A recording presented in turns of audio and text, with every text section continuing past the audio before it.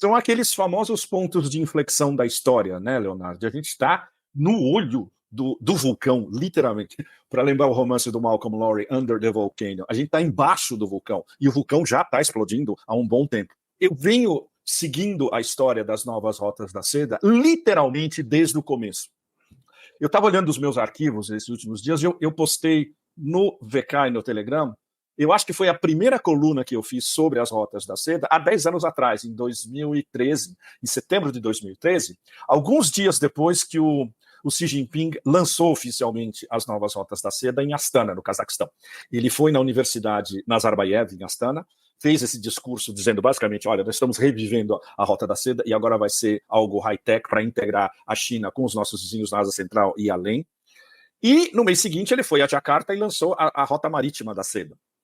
E essa semana, os chineses, com aquela espetacular noção histórica e de mise-en-scène simbólica que eles têm, no fórum de terça e quarta, eles celebraram esses 10 primeiros anos, lançaram as bases para os próximos 10 anos. Durante o Business Forum das Rotas da Seda, eles assinaram contratos no valor de 100 bilhões de dólares só nas conversas durante o Business Forum, que durou algumas horas ontem, quarta-feira. E em contraste, eu diria absolutamente abissal, com o boneco de pano na Casa Branca propondo um novo pacote para as guerras da Ucrânia e de Israel no valor de 100 bilhões de dólares. Ou seja, isso deixa mais do que claro para vocês todos as prioridades e a mudança de paradigma. O paradigma anterior, para lembrar o Gramsci, ainda não morreu. O paradigma anterior é o paradigma das guerras eternas. Não interessa, do ponto de vista da elite dominante americana e de quem financia o Partido Democrata, esses vagabundos todos, Biden, Blinken, Lula, né, sempre a gente tem que são mensageiros. Quem está por trás, quem controla essa história, quem financia o Partido Democrata, as grandes famílias que financiam o Partido Democrata, como, por exemplo, a família Pritzker, dona, entre outras, da cadeia de hotéis Hyatt. Ok, os hotéis são excelentes, mas esses caras são extremamente perigosos. Foram eles que, mais ou menos, bancaram o Obama desde o início. Esse é um tipo de gente que está controlando a política externa americana por trás, alinhados com os neocons, e transitam de um partido a outro. Por isso que a gente sempre chama de o partido da guerra. É um partido da guerra subdividido em democratas e republicanos. O paradigma deles não morreu, mesmo com a humilhação já configurada, cósmica, no terreno na Ucrânia. O projeto Ucrânia desabou completamente e eles não têm a menor ideia o que fazer daqui para frente. Por isso que o câmbio de narrativa, do ponto de vista dos financiadores do Partido Democrata e dos neocons, caiu literalmente do céu. Mas não caiu do céu. Nada em geopolítica cai do céu. Você tem que articular antes. Ou seja, antes de tudo que está acontecendo na Palestina, houve um encontro fundamental entre Biden e Netanyahu.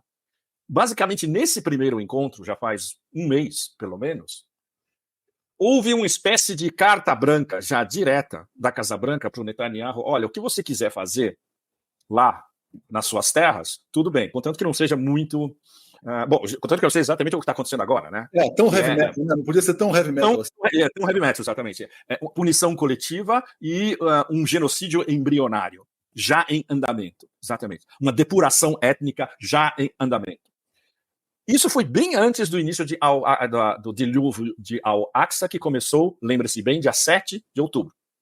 Voltando mais uma vez, super importante a gente sempre voltar a datas. 3 dias antes do dilúvio de Al-Aqsa, a inteligência egípcia ligou para a sua contraparte em Israel, falou com Shin Bet, falou com Mossad, falou, olha, a gente sabe, porque ao contrário dos israelenses, os egípcios têm excelente intel humana, que fala árabe e que fala dialeto de Gaza, que é algo muito específico, no terreno.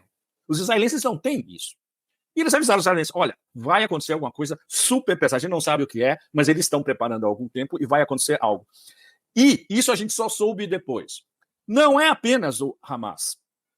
É uma operação entre todas as facções palestinas interligadas, que é algo que não existiu até alguns dias atrás. Ou seja, essa coordenação é muito mais complexa. Essa demonização do Hamas como o novo ISIS, o novo exército islâmico, que vem tanto de Netanyahu quanto da Casa Branca, é absolutamente estúpido. Na verdade, são todas as organizações de resistência palestina sediadas em Gaza. Tem pelo menos 5, fora os subgrupos, que nenhum de nós, estrangeiros, sabe.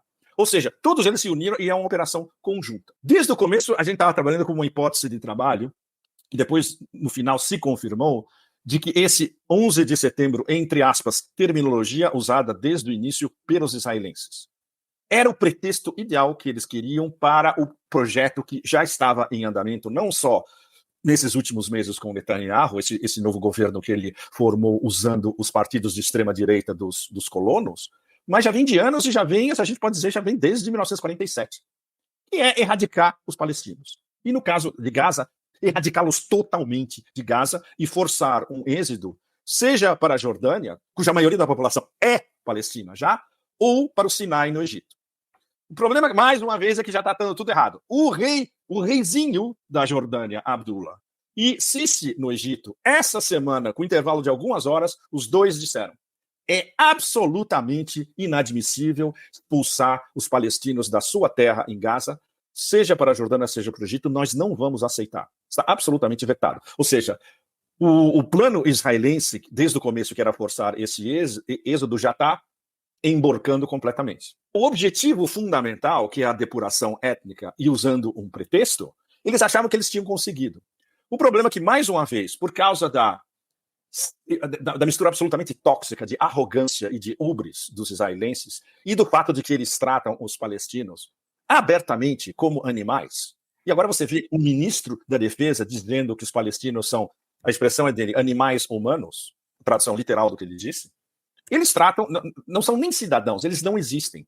E o fato de que eles não existem foi demonstrado praticamente pelo Netanyahu na ONU, em setembro, nesse já icônico discurso, onde ele mostrou um mapa do novo Oriente Médio, onde não existe a Palestina.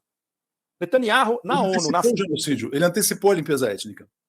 Exatamente, Leonardo. Ele antecipou a limpeza étnica não só para a Assembleia da ONU, como para o planeta inteiro, especialmente para o sul global.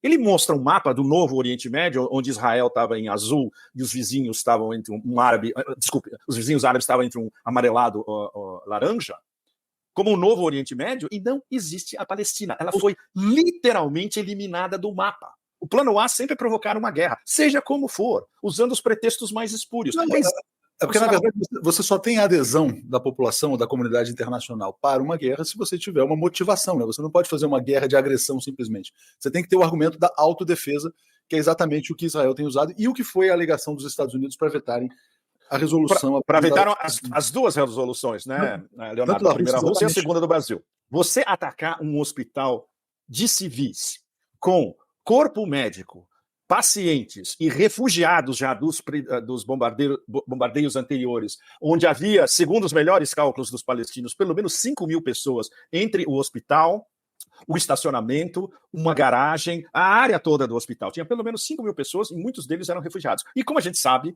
pelo menos a metade, se não mais, mulheres e crianças. Você bombardear,